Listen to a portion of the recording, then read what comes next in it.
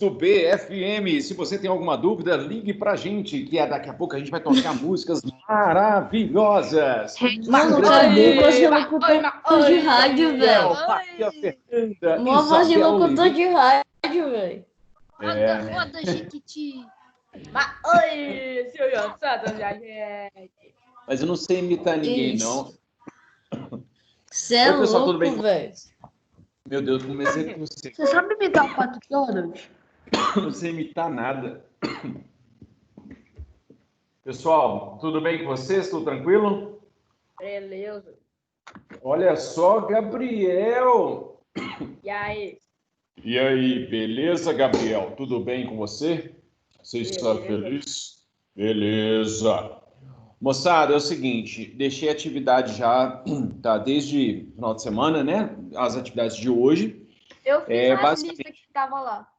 Isso. Eu coloquei o gabarito da lista 14 e a lista 15 é uma tabela. Eu vou compartilhar minha tela aqui rapidinho para mostrar para vocês a tabela. É muito importante que vocês façam a tabela. A gente vai fazer a tabela na aula? Não. Porque hoje eu preciso avançar no conteúdo. Eu preciso avançar sobre os maias, sobre os astecas. Eu tô com vontade. Eu engasguei com a minha própria voz. Deixa eu ver se o café ajuda aqui. Perdão, gente. Vocês estão vendo a tabela? Sim.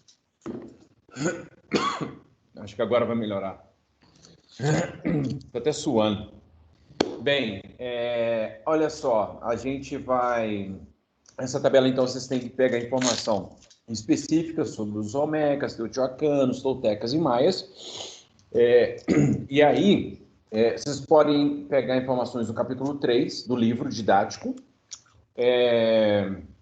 ou então pegar informações a partir das postagens do dia 4 de maio. Dia 4 de maio eu comecei a postar sobre os povos mesoamericanos, vocês podem pegar informações lá.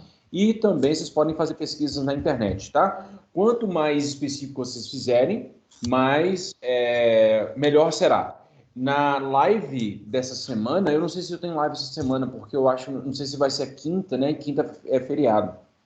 Mas na próxima live que eu tiver com vocês, eu vou corrigir essa tabela, inclusive com o Class Dojo. Combinado? Oi, Edmar. Diga. Você sabe se vai emendar sexta-feira? Eu acho que não vai emendar. Eu acho que só vai... Não vai emendar, não. A gente só não vai ter o dia mesmo do feriado. O feriado a gente não vai ter postagem, mas na sexta-feira vai ter aula. Como eu só tenho postagem com vocês, eu acho que eu tenho que conferir na minha tabela, mas eu tenho live na segunda, aí vou ter mais uma live, que eu não sei se é na quarta ou na quinta. Se for na quinta, então essa semana é na quarta? Na quarta. Então na quarta-feira... Na quarta, no segundo horário. Beleza, perfeito. Então a gente vai ter postagem, hoje à noite já coloco a postagem para amanhã, e aí na quarta-feira a gente faz a live para corrigir essa tabela aí também. E vai ter uma outra lista também sobre os assuntos que eu vou tocar aqui nessa aula hoje. Beleza? Gente, alguma questão, alguma angústia, alguma coisa que vocês gostariam de comentar neste momento antes? Estou começando a falar como louco, daqui a pouco eu engasgo de novo. Mas alguma coisa que vocês gostariam de compartilhar comigo neste momento? Sim, não, sim.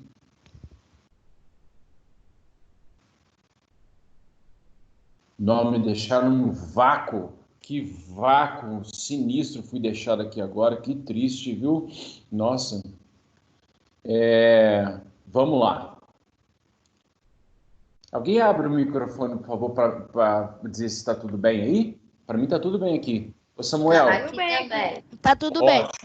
Beleza. Olha só, na semana que vem eu vou deixar uma atividade. Lembra daquela atividade lá sobre o mistério do museu? Eu vou fazer uma atividade parecida com aquela. Vocês não vão ter mais o caderninho físico, né? Vão ter só o caderninho virtual, mas a gente vai ter mais um mistério dos povos mesoamericanos. Então estejam atentos para novidades na semana que vem. Essa semana a gente vai terminar, se Deus quiser, os povos mesoamericanos. Muito bem, moçada, é o seguinte, eu vou compartilhar a tela com vocês para eu explicar. No sexto A, eu já tinha introduzido os maias. Aqui com vocês eu já tinha introduzido os maias também? Você começou. Ótimo, ótimo, maravilhosos, sensacionais. Gente, cadê eu? Apertei uma tela aqui que eu não queria apertar, quase que eu saí. Muito bem, então eu vou compartilhar a tela com vocês sobre os maias. Então eu vou dar uma recapitulada, devo esgotar o assunto dos maias, que não é muita coisa, infelizmente, porque eu gostaria de ter um curso inteiro só sobre os maias, que eles são muito interessantes, e aí depois eu já vou para os astecas, tá? É importante que vocês tenham um caderno em mãos agora, para vocês anotarem, fazerem anotações, porque essas anotações serão muito importantes para fazer as atividades. E qualquer dúvida me chama que eu venho aqui e explico melhor o que eu estou dizendo. Outra coisa importante, essa gravação estará disponível daqui a pouco, lá no Conexa também, dessa aula, e os slides também estarão lá, beleza? Então, não se... Sim. Aqui, uma pergunta. Pode copiar em algum outro caderno ou tem que copiar no caderno de história mesmo? Pode copiar no seu caderno de anotações, porque tem gente que tem um caderno de história bonitinho, tá? E tem gente que tem um caderno de copiar matéria, então não tem problema não. Tá? Mas é importante que você esteja com isso organizado, porque você vai precisar para fazer as atividades. Tá bom, obrigada. Beleza. É muito bom ouvir a voz de vocês, fazer um carinho no coração, ouvir a voz de vocês. Antes de eu falar sobre alguém que já pediu a palavra, já que a pouco eu concedo, antes de eu falar especificamente sobre o conteúdo, deixa eu explicar uma coisa que talvez a Natália quer falar. Daqui a pouco, viu, Natália? Só deixa eu terminar minha reflexão aqui. Olha só, moçada, a gente está vivendo nesse momento um fato histórico. Vivenciar fato histórico não é fácil. Não é fácil para ninguém, absolutamente para ninguém. Não é fácil para aquelas pessoas que estão na linha de frente combatendo, por exemplo. O fato histórico que a gente está vivendo é semelhante a uma situação de guerra. Quando há uma guerra está acontecendo, tem os soldados lá na linha de frente que estão sofrendo as piores consequências. Estão pagando com a vida. Enfim, então, hoje em dia, são os médicos na linha de frente? Pois são vários grupos, na verdade. Os profissionais de saúde, de uma forma geral.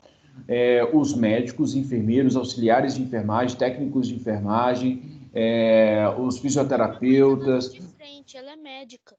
Todo mundo que está trabalhando, porque como a nossa guerra é a epidemia, então quem lida com a epidemia são as equipes de saúde, né? E as equipes de saúde estão na linha de frente. E eles estão muito vulneráveis. Por mais cuidados que eles tenham em relação ao não contágio, acabam se contaminando. E o Brasil já tem mais casos de pessoas de área de saúde mortas do que do que os países europeus. Eu não sei em relação aos Estados Unidos, mas com certeza em relação aos países europeus já morreu mais gente aqui no Brasil do que em outros lugares. E por que eu estou falando isso? É porque a galera da linha de frente está enfrentando uma situação muito difícil, mas nós que não estamos na linha de frente também estamos sofrendo as consequências da pandemia. Então é muito importante nesse momento que a gente assuma uma atitude proativa, uma atitude positiva em relação à nossa vida. Por quê? Porque tem vários momentos em que a gente fica muito triste mesmo. E não tem jeito de disfarçar. A gente não pode ficar assim, olha, eu estou triste e aí, tá tudo bem. Eu fico tentando me enganar dizendo que está tudo bem. Eu tenho que ser muito sincero em relação ao meu sentimento, e vocês já dão conta de pensar isso. Por quê? Porque ao fazer isso, eu consigo dar um nome para o sentimento, para ele não me dominar completamente. Então, se eu estou triste, bem, estou triste. Tá, o que eu vou fazer com isso? O que eu faço para me tornar mais feliz? Eu faço um monte de coisa legal. Eu gosto de um jogo, eu gosto de assistir um seriado, eu gosto de ler, vou ligar para um amigo, sei lá. Cada um vai ter uma atitude, vai ter uma reação em relação ao sentimento que sente. Por exemplo, uma das coisas que mais me faz feliz é ler livro e correr. Então, aí eu busco fazer então atividade física e busco também fazer as leituras que eu gosto para desanuviar um pouco. Mas como eu tenho aqui os meus filhos são muito bonzinhos, são muito tranquilos, Aqui a gente está tendo um clima de muita harmonia. E aí você também tem que contribuir para o clima de harmonia aí na sua casa. Entende? A gente tem que ser dono dos nossos sentimentos para que eles não nos dominem. Vivenciar fato histórico não é fácil. Não é fácil. Quando a gente estuda a Segunda Guerra Mundial, Primeira Guerra Mundial, a gente está distante no tempo e no espaço. Mas a gente está vivendo no olho do furacão neste momento. Então, viver isso é muito difícil. Daqui a um tempo, eu espero e desejo que a gente veja esse momento com orgulho, sabe? Que a gente passou por esse momento, que a gente viveu, que a gente foi capaz de lidar com as dificuldades e saiu disso vivo, bem, tranquilos e dispostos a fazer diferente. E eu desejo também que nada de mal aconteça para nenhuma pessoa, absolutamente nenhuma, mas especialmente para as pessoas que vocês conhecem, os amigos, primos, tios, parentes, por aí vai. Júlia, pode falar. Meus pais falaram que, assim, no futuro, isso vai aparecer nos livros de história. Vai. E vai aparecer porque é o seguinte, além do fato histórico, a gente está passando por um momento revolucionário. E é um momento, e quando a gente está no meio do olho do furacão, está tudo confuso para a gente. Mas a gente está passando por um momento revolucionário. Por quê? Como assim tá Porque tendo furacão? Não, o furacão é uma metáfora. Tá, no meio da confusão. No meio do caos.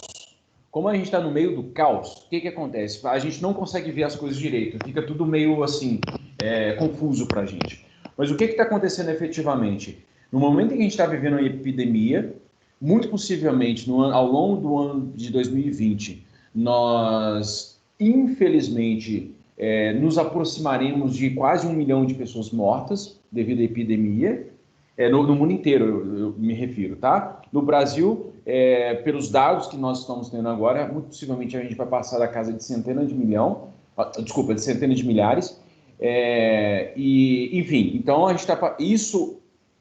o impacto disso vai ser muito forte. E todo evento que causa muito impacto, ele em alguma medida, revolucionário.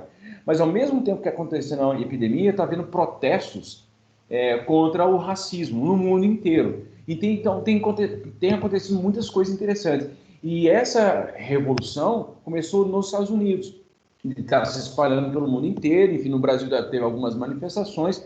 Mas como a gente está vivendo um momento muito frágil politicamente falando, nem vou comentar não, para a gente não entrar em discussão que não vai nos edificar. Então, o mais importante é saber que, de fato, a gente está passando por um momento revolucionário e que, muito possivelmente, daqui a poucos anos, vocês já não estarão, mas talvez quando vocês estiverem no ensino médio, a gente vai já olhar para 2020 e estudar isso. E se tudo der certo, se as coisas continuarem do jeito que nós esperamos, muito possivelmente esses serão meus alunos no ensino médio, e quando forem meus alunos no ensino médio, a gente vai tratar da epidemia de uma forma já distante e já capaz de analisar com mais tranquilidade. Natália, diga, Natália. Eu só queria saber qual que vai ser o título da aula de hoje, para eu poder copiar no caderno. Ótimo, Natália. Hoje a gente vai falar Maias e Astecas. Tá, obrigada. Por nada. Samuel, diga. Samuel tinha levantado a mão. Deslevantou a mão? Fala, Samuel. Samuel Guimarães Falcone Camargos. Vai me deixar no vácuo? Diga, Samuel. Edmar, o título da aula é Os Maias e Oltecas, né? Maias e Astecas. Ah, tá. Edmar. Diga, Felipe. O Samuel disse no chat, ele disse que esqueceu que ele ia falar. Enfim. Beleza, se você lembrar depois, você pode me chamar, tá bom? João Pedro Santiago. Diga, João. Edmar, Diga. alguém da escola morreu? Não, que eu saiba, não. Não, nenhum funcionário, não. E também parente, não. Enfim, não tem nenhuma notícia, graças a Deus. Aqui em Minas Gerais a situação está bem tranquila, né? A gente só não pode voltar à normalidade, entre aspas, porque há riscos de contaminação em massa, né? Então, isso poderia ser prejudicial. Mas, então, aqui próximo aqui de Belo Horizonte, a grande Belo Horizonte, a situação está menos pior do que em outros lugares, né? São Paulo, Rio, no norte do país está muito difícil. A população indígena brasileira, as populações indígenas brasileiras estão sofrendo demais com o Covid, muito mesmo. Eu tenho 2 amigos que formaram história comigo e se especializaram em arqueologia, eles são arqueólogos. Eu gostaria muito, inclusive, a gente fazer uma conferência com eles, tal, enfim, mas eles estão trabalhando muito, não tem tempo. Mas eles têm vários alunos deles que já perderam parentes. Tem uma professora, minha amiga, a Camila, ela dá aula lá no Alter do Chão. O Alter do Chão fica no Pará. E ela tem 20 alunos que perderam parentes. Tem um aluno que perdeu 6 parentes, por exemplo. Tem tribos indígenas que tem 40 pessoas mortas. Então a coisa está muito feia mesmo lá no norte do país, infelizmente. Professor, vai ter na prova? Edmar, Não, isso eu só estou comentando porque, como a gente falou sobre os fatos históricos, a gente vai falar dos povos indígenas brasileiros, inclusive. Depois dos astecas, a gente vai para os incas, depois dos incas, a gente vai para o Brasil. E a gente vai falar justamente da falta de assistência que o povo indígena sempre sofreu desde cedo. Fala, Maria Fernanda.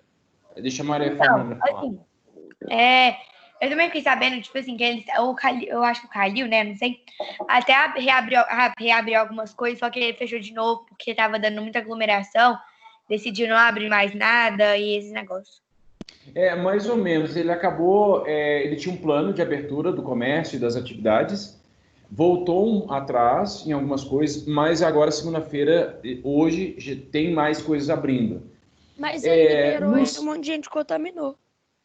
No centro de Belo Horizonte, muitas lojas estão fechadas, mas nos bairros, de uma forma geral, muitas lojas abriram. No meu bairro aqui, por exemplo, está quase normal. Quase todas as lojas estão abertas. No Então, jornal assim, passou que o Shopping Oi abriu. o Shopping Oi já está aberto, já tem umas 2 semanas, mais ou menos. Então, isso pode levar a mais contaminação, né? Felipe, fala, Felipe. Eu ia falar que o Shopping Oi estava aberto. O Shopping Oi está aberto. E o Shopping Oi eu tem uma acho estrutura... Assim, o Shopping Oi, um dia ela abre as lojas ímpares e outro dia as pares. Tem um negócio assim. E também, tá. Edmar, Mas mesmo... você mora em que Pode bairro? falar. Eu moro no bairro Jardim América. Porque pra mim aqui no meu bairro as coisas não estão completamente abertas. Aqui, na verdade, já tem um tempo que está aberto, viu? Porque as pessoas acabam... Como os pequenos comércios eles estão sofrendo muito, estão passando com muita dificuldade econômica, então eles acabaram abrindo, assim, a revelia da autorização do prefeito. Enfim, né? É difícil. Como a gente está vivendo no meio do fato histórico, a gente tem muita dificuldade para racionalizar isso, né? Então, é difícil você julgar, enfim, cabe às autoridades, né? As autoridades políticas tomarem uma atitude em relação a isso. Mas eu, como cidadão, eu não me sinto no direito de dizer que isso está certo, aquilo está errado. Como professor e como a instituição que é o Santo Agostinho, a instituição está propiciando e está proporcionando essa possibilidade de ter aula via remota, então a minha responsabilidade é ficar dentro de casa. Então, de certa forma, a gente está vivendo isso da melhor forma possível, né? Manter as aulas, não é a mesma coisa, mas manter em alguma medida, inclusive até para trocar essa ideia aqui, que ela é importante também, até para vocês ficarem mais tranquilos em relação a tudo que a gente está vivendo. João, daqui a pouco você fala, o Samuel tinha levantado a mão. Pode falar, Samuel.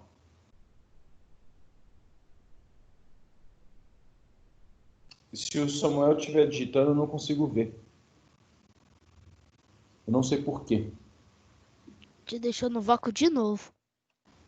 O Samuel me deixou no vácuo de novo? Não acredito nisso, Samuel. Que absurdo, gente. Triste, viu? O Samuel amalgou meu coração. Ô, João, pode falar.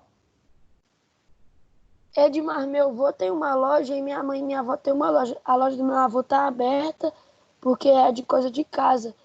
E a da minha mãe e da minha avó, elas estão fazendo venda online e as mulheres que compram, né, estão marcando horário, aí entra uma de cada vez lá. Ah, ótimo, ótimo. Eu acho que cada pessoa tem que olhar a sua saída, né? Inclusive porque é importante para vocês manterem o trabalho, né? A sua família manter o trabalho, manter a renda de vocês, né? Então é importante mesmo. O Samuel levantou a mão de novo ou não quer falar mais? Se ele tiver falando alguma coisa no chat aqui, vocês me avisam, tá? O Thiago ia falar alguma coisa, Thiago? O Samuel falou que o microfone dele quebrou. Ah, tá. Mas ele falou alguma pergunta? Ele falou que o pai dele falou que os hospitais estão vazios. Ah, não, Aqui em ó, BH. a minha esposa trabalha no hospital também, minha esposa é enfermeira. Não é essa a informação que eu tenho. Assim, a ocupação de leitos e ocupação de UTIs está bem tranquila dentro do possível, assim. Mas tem um hospital que é Eduardo Menezes, que é especializado em doenças epidemiológicas, epidemiologia, né? Eu não sei, desculpa, não sei como é que fala, mas o Eduardo Menezes ele está tá bem ocupado, assim. Eu não tenho a informação exata de quanto a porcentagem de ocupação. Diga, Júlia. O meu avô, ele é pediatra e aí ele trabalha lá no hospital em uma cidade pequena. E aí, antes estava com um caso, aí passou para 2, aí depois foi para 3. E aí ele falou que estava tranquilo, que a gente podia continuar indo para lá. E aí, rapidinho, já chegou em 6 casos lá. É uma cidade bem pequena. Como é que chama a cidade? Ponte Nova. Ah, tá. De uma forma geral, assim, Minas Gerais está bem tranquilo. Então, a gente tem que tentar, na medida do possível, manter uma tranquilidade para não sobrecarregar o sistema de saúde, né? Como acho que o pai do Thiago, né, falou que para a gente não sobrecarregar e para a gente sair disso o mais rápido possível, né? Moçada, então, foi ótimo a gente conversar sobre esses assuntos. Agora a gente vai falar mais especificamente do conteúdo, então eu vou compartilhar minha tela aqui com vocês novamente e a gente vai entrar no conteúdo. Por favor, peguem os seus cadernos, anotem maias e astecas e aí a gente vai entrar nesse assunto, tá bom? E aí qualquer dúvida, como a minha tela vai estar compartilhada, eu não vou conseguir vê-los. Aí alguém abre o microfone e me chame, por favor, qualquer problema que tiver. Bem, deixa eu aqui nos maias. Os maias, vem aqui, Maia. Isso. Os maias formaram um povoado, é um povo espetacular, sensacional, excepcional, maravilhoso. Só que eles eram muito cruéis, viu? Sim. Eu não sei, mas se os povos são espetaculares, porque toda vez que a gente pega um povo novo, você fala isso. Mas então eu vou confessar uma coisa aqui. Os meus favoritos são os Olmecas.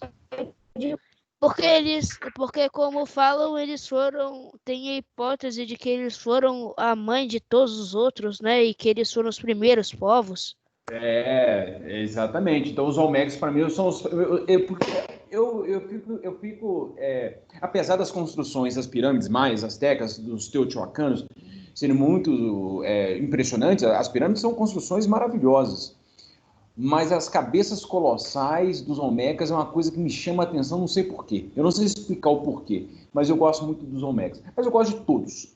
Mas os maias eram muito cruéis. Os maias, eles decapitavam as pessoas, inimigos de guerra, ou até mesmo pessoas que faziam sacrifícios. Lembra lá daquele jogo da pelota que eu falei? O Potapoc? O Potapoc, ele era praticado pelos maias como um ritual de sacrifício. Entre os maias é que rolava, então o que acontecia? O vencedor, ou o capitão da equipe, ou às vezes o time inteiro, era levado para o alto da pirâmide, e lá no alto da pirâmide, antes dele ser sacrificado, ele tomava o chocolate, né? Tomava lá a bebida que misturava o chocolate com a pimenta, com outras coisas, e ficava empazinado, bebia muito até sair chocolate pelo ouvido, e aí quando ele já estava muito empazinado, pegava um instrumento cortante, abria o peito do cara, arrancava o coração. E por que eles faziam isso? É porque o cara, primeiro, ele se torna um deus, então a pessoa, alguém pode pensar, nossa, o cara é burro. Não, a gente não pode julgar o passado, o evento histórico, com os valores atuais. Para os maias, era uma honra. Era uma honra que poucos tinham coragem de fazer, e quem tinha coragem, a família era celebrada e a pessoa se tornava efetivamente um deus. Então era uma honra para o cara conseguir fazer isso. Mas era extremamente cruel, imagina. Mas o cara estava tão possuído por aquela ideia, o cara estava tão em êxtase com a possibilidade de se tornar um deus, que muito possivelmente o corpo dele condicionava ele não sentir dor. Obviamente que depois de alguns segundos ele morria, né? Então começava a abrir aqui, começava a sangrar, tirar o coração, o cara estava morto. Mas aqueles segundos ali de sofrimento era coisa inimaginável para mim, por exemplo. Mas eles faziam esse sacrifício nos altos das pirâmides para justamente conversar, para tentar se comunicar com os deuses. Os deuses maias, os deuses mesoamericanos, de uma forma geral, eram muito presentes na vida dos indígenas. E essa população, portanto, achava que tinha que fazer sacrifícios constantes para não perder a comunicação com os deuses. Alguém ia falar alguma coisa? Edmar, Sim, não. Sim. eu ia perguntar se tem que copiar, tipo, esses, tipo... Como é que eu falo? Tipo, essas bolinhas, tipo, esses tópicos. Não copie agora não, porque senão a gente vai demorar muito tempo. Mas depois o slide, assim que a aula acabar, eu vou colocar o slide para vocês lá no Conexa, tá? E aí, se você quiser copiar depois, sim. Mas aí vai anotando alguma coisa, enfim, alguma coisa que eu disser aqui, alguma informação complementar. Os Edmar, maias, sim.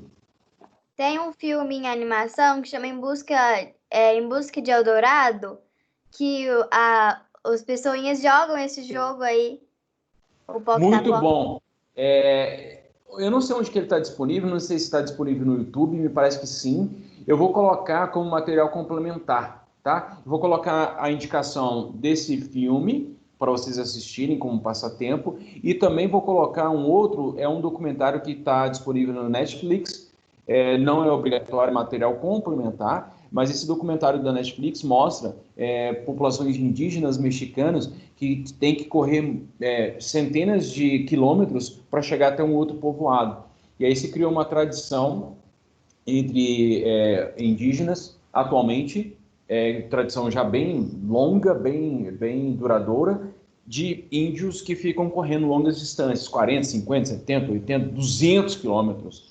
E correm com uma sandália bem precáriazinha, assim, enfim. É um documentário lindíssimo, que eu recomendo para vocês. Bem, os maias, apesar de a presença deles, como povos, como organizações pequenas, a presença deles está registrada desde o ano 1000 a.C., a civilização prosperou por volta do século VIII.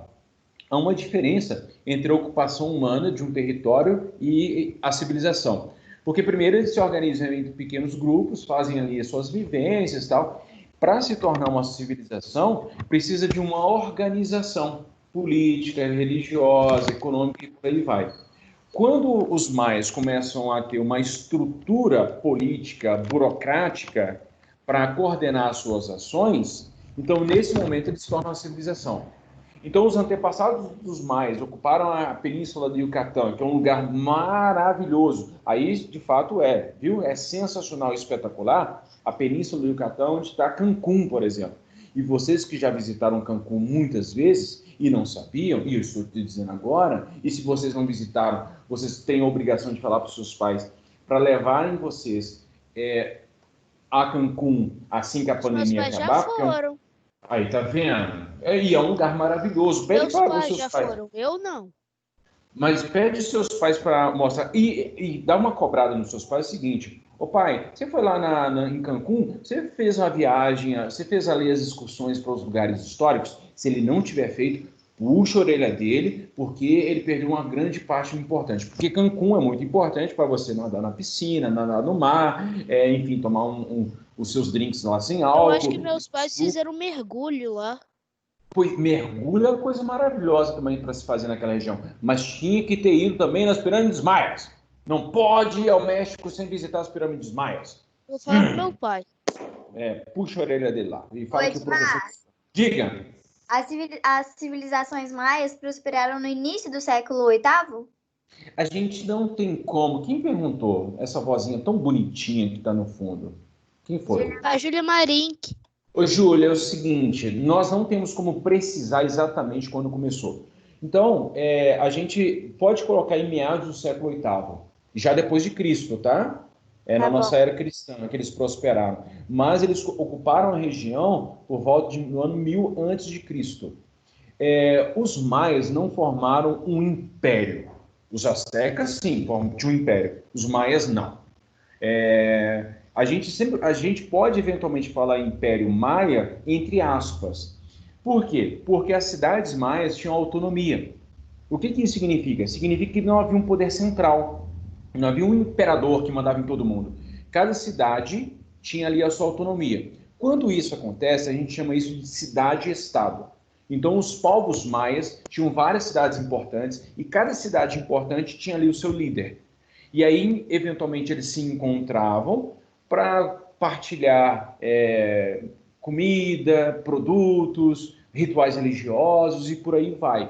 Ou quando havia um inimigo comum, eles se juntavam para juntar os soldados também para dar porrada nos inimigos. E aí, como eles não tinham um império central, cada cidade-estado tinha o seu corpo militar, tinha o seu exército.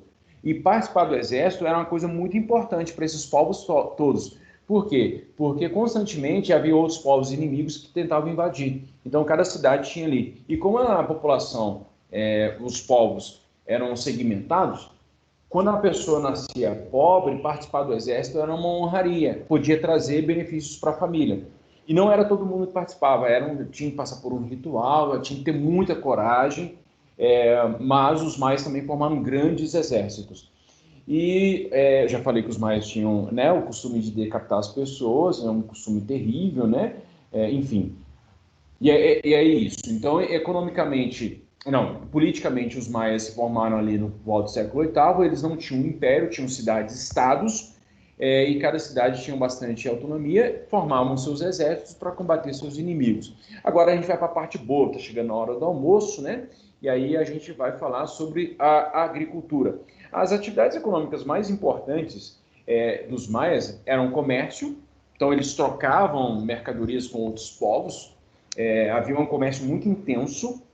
A agricultura, então a agricultura servia para cultivar muitos produtos que nós cultivamos até hoje, como abacate, abóbora, cacau, que é a matéria-prima do chocolate, mamão, feijão, batata, a batata frita que você vai comer na hora do almoço. Agradeça, por favor, aos maias, tá? Não se esqueçam de agradecer os povos indígenas, que graças a eles nós tomamos banhos todos os dias, nós comemos uma alimentação maravilhosa, né? Como feijão, batata, milho, algodão a gente não come não, mas enfim, esses produtos espetaculares que nós comemos todos os dias, os maias, os astecas, olmecas, toltecas, teotihuacanos, que cultivavam esses produtos, gente. Então a gente tem que parar porque os europeus... Não, maias, astecas, pessoas maravilhosas, sensacionais. Olha aqui o que os caras faziam, gente. Esse povo era muito mais inteligente que a gente. Se tivesse chegado essa pandemia do Covid-19 lá para eles, já tinham dado um tapa muito tempo, já tinham descoberto milhões de vacinas diferentes, enfim.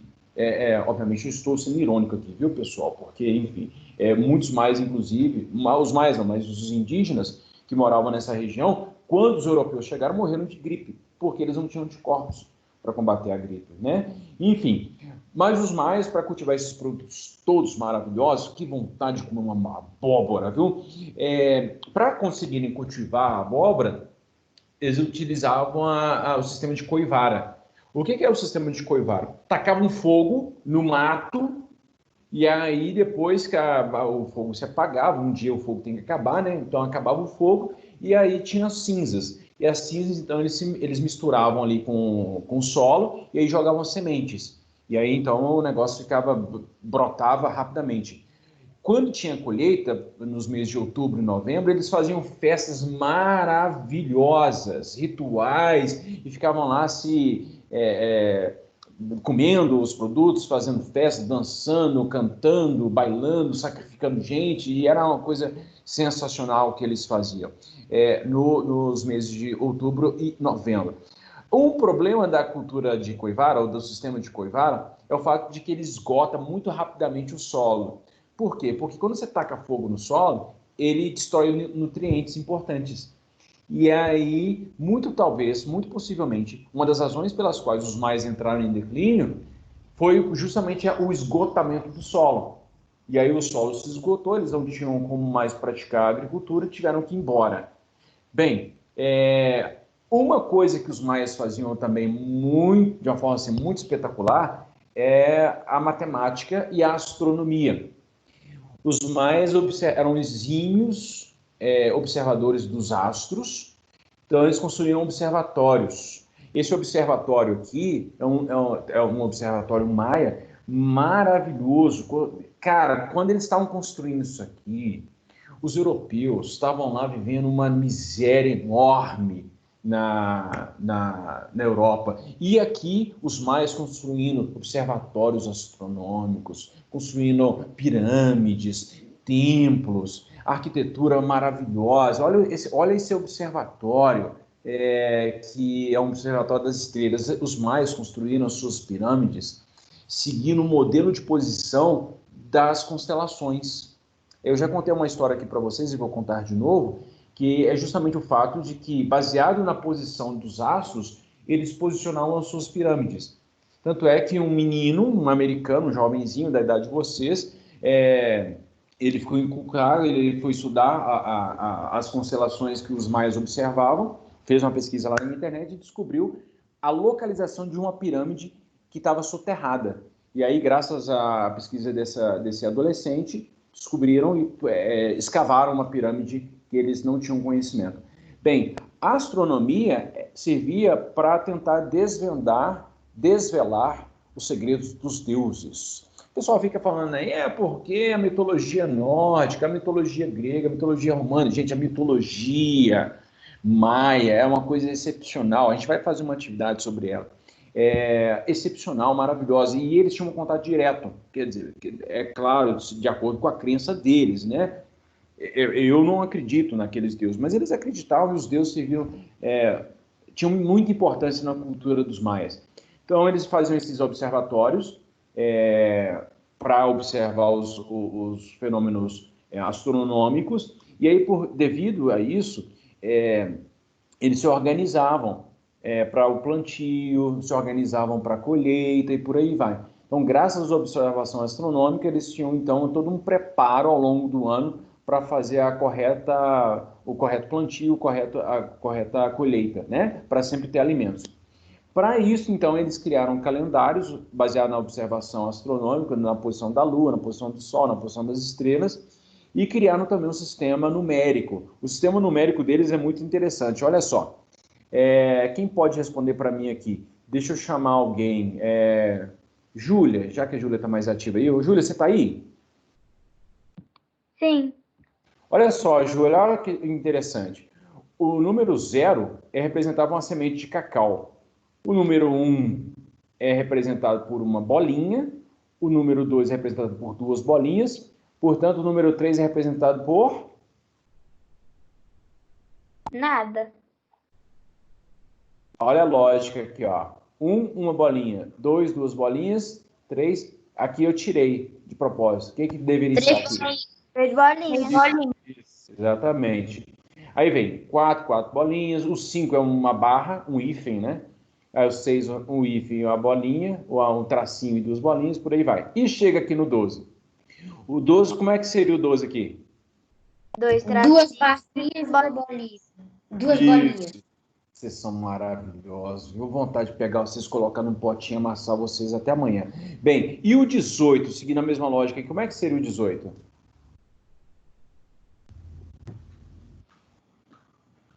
Se o 5 é uma barrinha, como é que seria o 18? 3 tracinhos e 3 bolinhas.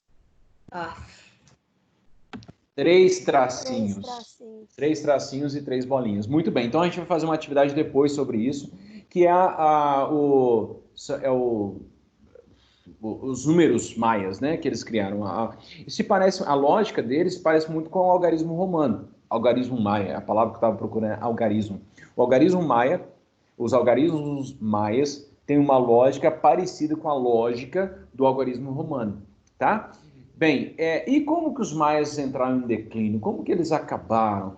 Mais ou menos por volta do ano 900, na nossa era cristã, né? Eles começaram a declinar, muito possivelmente devido à estiagem. Então, a estiagem é quando para de chover, tem uma seca, né?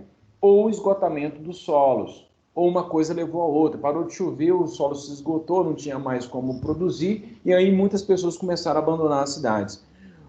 Quando os espanhóis chegaram no século XVI, à região, as construções mais estavam em ruínas. Então, o que a gente tem preservado são ruínas. Algumas construções, algumas pirâmides estão preservadas, mas grande parte das construções foram destruídas. As influências da população maia são ainda muito presentes na população mexicana, de uma forma geral, principalmente da região da península de Yucatán, e também da Guatemala. Tem muitos indígenas guatemaltecas são de origem maia.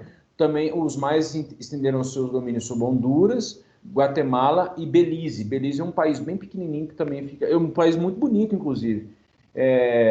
Muito interessante, tem praias maravilhosas, tem resorts lá também muito importantes. Então, se vocês forem um dia viajar, encham a paciência dos seus pais para levarem vocês ao México, à América Central. Se eu encher a paciência dos meus pais, eles vão me deixar de castigo.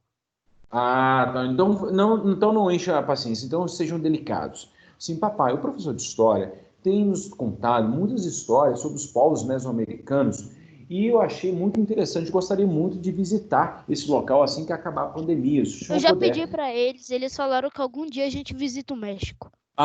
Que coisa maravilhosa. E aí, então, quando esse sonho se concretizar, vocês não se esqueçam do professor. Aí vocês compram, pai. Já que a gente está indo, vamos também comprar uma passagem para o professor de história, porque ele pode ser o nosso guia turístico aqui, levar a gente para visitar os lugares, explicar o que aconteceu nessas pirâmides. Vou perguntar para eles.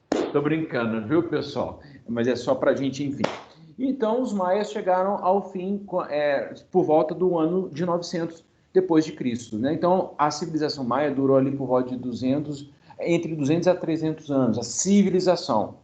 Mas os povos, de forma rudimentar, já existiam já há muito tempo, sem uma organização assim mais sofisticada.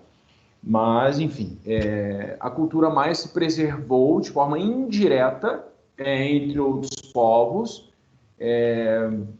mas o povo mesmo, a organização política, social e econômica dos maias declinaram ali por volta do ano 900. E aí depois vem os astecas, que são povos maravilhosos, sensacionais, espetaculares, suntuosos, maravilhindos, enfim, Maria Fernanda, né? É tão bonito que até o nome da Maria Fernanda serve para designar a beleza dos povos astecas. Olha que beleza esse desenho aqui, gente.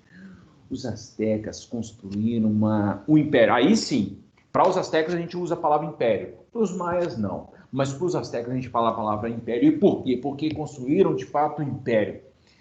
Maravilhoso. E o Império Azteca, o centro do poder político azteca, estava, né? A civilização foi destruída na cidade de Tenochtitlan.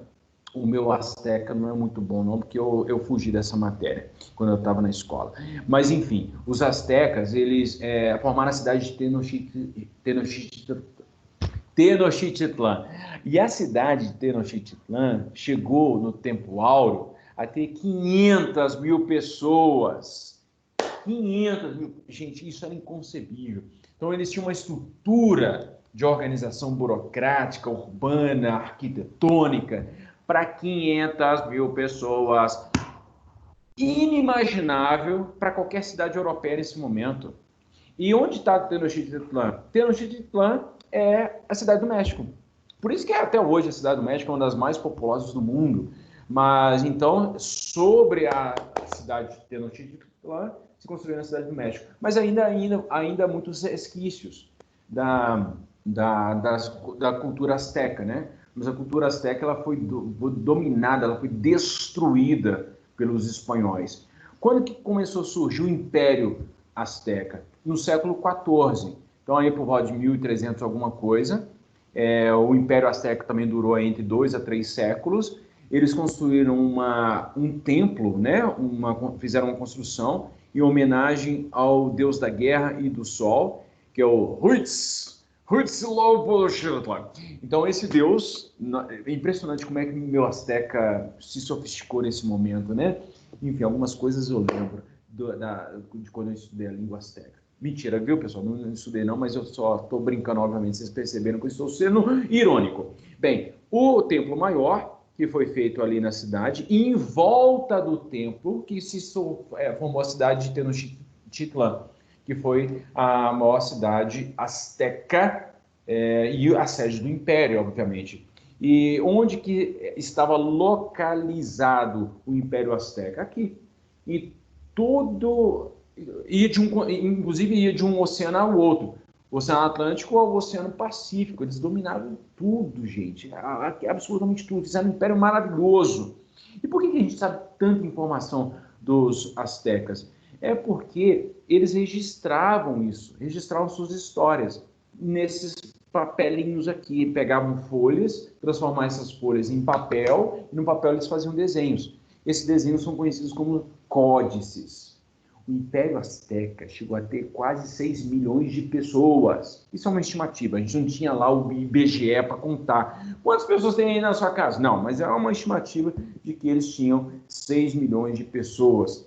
E só na cidade de Tenochtitlan tinham 500 mil pessoas. Então os códices, são livros, são papéis em que eles contam suas histórias. Por isso que a gente sabe tanta coisa dos astecas e por isso que a gente fica tão triste pelo fato dos astecas terem sido massacrados, terem sido eliminados pelos espanhóis. Muito triste, gente. Muito triste.